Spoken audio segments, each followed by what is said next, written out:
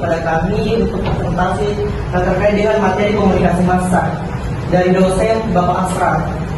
Kami dari Desa Administrasi Rumah Sakit.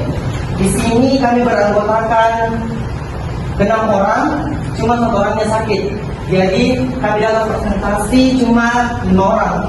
Kita selaku moderator atas nama Dito Nur Halid dan pemateri saya atas nama Ardianti Putri Hera dengan Amalia. Itu baru materi untuk memaparkan materinya. Dan ini saya persilakan. Baik, kita masuk kepada definisi. Proses penyampaian pesan melalui media massa seperti TV, radio, internet untuk menjangkau banyak orang. Kemudian memiliki karakteristik simultan, heterogen, dan anonim. Dan selanjutnya pada tujuannya yang pertama itu menyampaikan informasi seperti menginovasi masyarakat tentang isu penting. Yang kedua, membantu publik dan menghibur.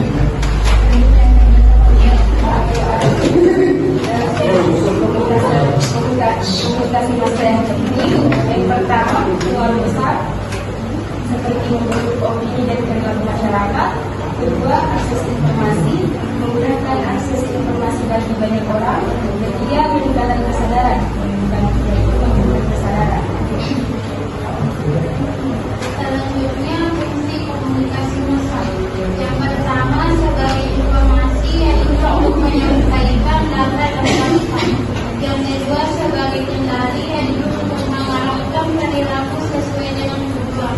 Dan yang terakhir, sebagai motivasi yaitu untuk memberikan dorongan untuk bertindak.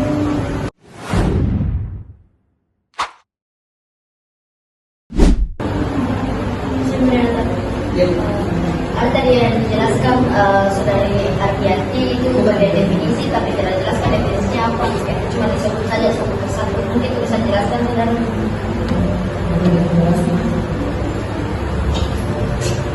Baik, ada lagi? Opini. Bagaimana media massa mempengaruhi opini publik dan isu-isu sosial publik? Baik, jawaban dari Saudara Pemirsa akan dijawab oleh materi kami. Saudari sekali meminta berupa lebih selengkapnya kan? Saya sangat memaparkannya. Itu komunikasi adalah proses pengiriman dan penerimaan informasi atau pesan antara dua individu atau lebih dengan efektif sehingga bisa dipahami dengan mudah. Komunikasi berasal dari kata Latin communicare yang berarti membuat bersama atau berbagi.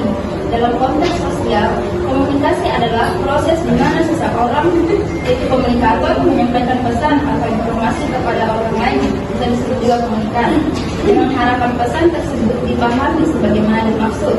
Komunikasi tidak hanya berupa kata-kata yang diucapkan, tapi juga bisa melalui tulisan, gambar, bahasa tubuh, bahkan ekspresi wajah. Selama ada pesan, pengirim, penerima, dan saluran penyampaian, maka komunikasi bisa terjadi.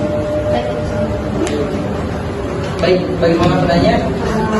Jadi apa ini hubungannya dari komunikasi yang Anda jelaskan tadi dengan komunikasi massa yang dipresentasikan oleh itu kan tadi komunikasi secara bahasa Latin. Jadi yang dipresentasikan ini komunikasi massa adalah definisi dari komunikasi massa menurut Saudara. Baik, dari sisi menjawab Saudara.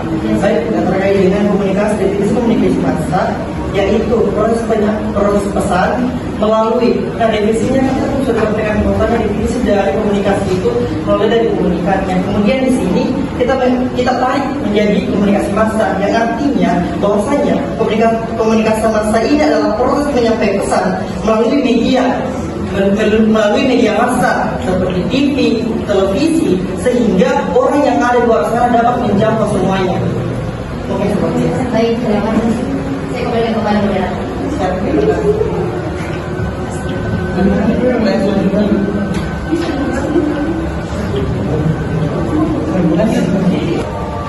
Persepsi, sikap, hingga tindakan masyarakat terhadap suatu persoalan. Cara media massa mempengaruhi opini publik. Yang pertama itu adanya setting atau penentuan agenda. Media membuka isu mana yang dianggap penting oleh masyarakat dengan memilih dan menyoroti isu tertentu sering memberitakan kondisi pejabat tentu maka publik akan menganggap isu itu penting dan besar. Baik, itu saja. Baik, bagaimana nanya? Oke, terima kasih. Tetapi bagaimana jika tanggapan Anda, menurut Anda, misalkan ini isu-isu dipaparkan oleh televisi nasional, tetapi ini isu tidak benar. Bagaimana tanggapan Anda?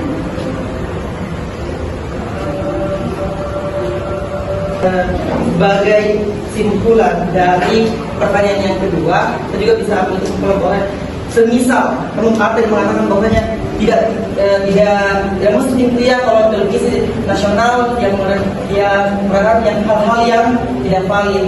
Tapi semisal teman-teman ada juga yang seperti itu, kami sebagai kelompok komunikasi massa, yang pertama yang akan melakukan adalah bagaimana caranya kami akan mencari. Makanya kita sebagai komunikan atau sebagai pendengar, kita harus juga memilah apakah berita yang disampaikan oleh orang itu benar atau tidak. Jadi kita harus mencari apakah benar atau tidaknya. Jadi kita tidak boleh langsung membenarkan hal tersebut tanpa mengetahui dan mencari kebenarannya seperti apa.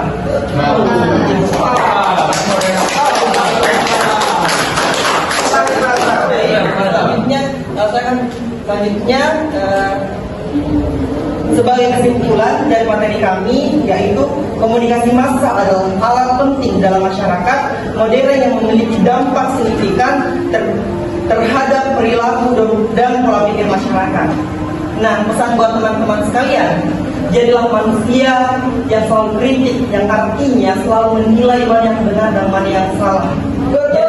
Jangan jadi manusia yang diam, apalagi dalam kelas diam duduk,